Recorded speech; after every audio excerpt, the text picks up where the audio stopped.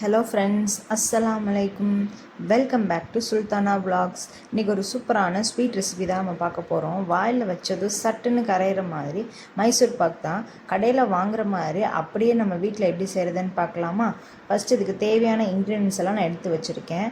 அதுக்கு sugar 300 gram, oil 100 gram, நெய் 200 gram, பால் powder 75 gram எடுத்திருக்கேன், கடலை மாவு 25 கிராம். இது மட்டும்தான் இதுக்கு தேவையான பொருட்கள்.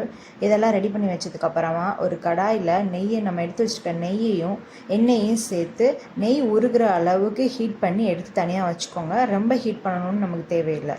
அதுக்கப்புறமா நம்ம எடுத்து வச்சுருக்க கடலை மாவை ஒரு பேனில் போட்டுட்டு ட்ரை ரோஸ்ட் பண்ணிக்கோங்க. ஒரு 2 to 3 மினிட்ஸ் வரைக்கும் நல்லா ரோஸ்ட் பண்ணி எடுத்து தனியாக வச்சுக்கோங்க.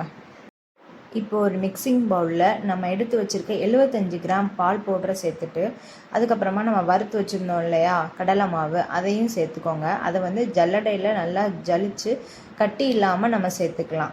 அதில் நம்ம உருக்கி வச்சுருந்த நெய்யை கொஞ்சம் கொஞ்சமாக ஆட் பண்ணி நல்ல ஒரு பேட்டர் கன்சிஸ்டன்சிக்கு கொண்டு வந்துடலாம்.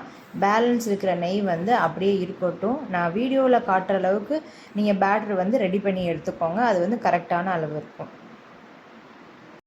இப்போ பேட்டர் ரெடி ஆகிடுச்சு. இதுக்கப்புறமா நம்ம ஜீரா தான் ரெடி பண்ண போகிறோம். அதுக்கு ஒரு பேனில் நம்ம எடுத்து வச்சுருக்க 300 கிராம் சுகரை ஆட் பண்ணிவிட்டு 75 கிராம் மட்டும் தண்ணி சேர்த்து அதை நல்லா கரையட்டும். இது ஒரு கம்பி பதம் வர அளவுக்கு நம்ம கொதிக்க வச்சு எடுத்துக்கலாம். ஒரு கம்பி பதம் அளவு வரும்போது நல்லா அந்த ஜீரா தண்ணி நல்லா டிரான்ஸ்பரண்ட்டாக உங்களுக்கு தெரியும். அதிலே நீங்கள் எப்படி ரெடி பண்ணுறதுன்னு பார்த்துக்கலாம். அதுக்கப்புறமா நம்ம ரெடி பண்ணி வச்சுருக்க பேட்டரை கொஞ்சம் கொஞ்சமாக ஆட் பண்ணி நம்ம மிக்ஸ் பண்ணி எடுத்துக்கலாம். கைவிடாமல் நம்ம மிக்ஸ் பண்ணிக்கிட்டே இருக்கணும். ஏன்னா இதில் நம்ம பால் பவுடர் சேர்த்துருக்கோம். பால் பவுடர் கொஞ்சம் அடி பிடிக்கும். அதனால் நம்ம கைவிடாமல் நல்லா மிக்ஸ் பண்ணிக்கிட்டே எடுத்துக்கலாம். கொஞ்சம் கொஞ்சமாக நெய்யை ஆட் பண்ணிக்கலாம். நம்ம ஆல்ரெடி எடுத்து வச்சுருந்த நெய்யில் பாதி நெய்யை பேட்டருக்கு யூஸ் பண்ணியாச்சு. பேலன்ஸ் இருக்கிற நெய் எல்லாமே நம்ம மிக்ஸ் பண்ணுறதுல யூஸ் பண்ணிக்கிறலாம். 2 ஸ்பூனாக நீங்கள் ஆட் பண்ணி நல்லா மிக்ஸ் பண்ணிக்கிட்டே இருக்கும்போது நல்லா உங்களுக்கு கெட்டியாக வரும், பபுள்ஸாக வரும். இந்த ஸ்டேஜ் வரும்போது கொஞ்சம் கொஞ்சமாக நீங்கள் எல்லா நெய்யையுமே ஆட் பண்ணி எடுத்துக்கோங்க. இந்த ஸ்வீட் செய்கிறதுக்கு கொஞ்சம் பொறுமை வேணும். ஆனால் டேஸ்ட்டு சூப்பராக இருக்கும்.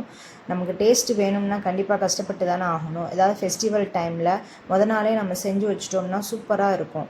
ஸோ அதே மாதிரி பேலன்ஸ் இருக்கிற நெய்யெல்லாம் நம்ம கொஞ்சம் கொஞ்சமாக ஆட் பண்ணி மிக்ஸ் பண்ணிகிட்டே இருக்கும்போது கலரும் நமக்கு சேஞ்ச் ஆகும், கொஞ்சம் கெட்டியாகிற மாதிரி இருக்கும். ஓரங்களில் நல்லா மிக்ஸ் பண்ணி எடுத்துக்கோங்க.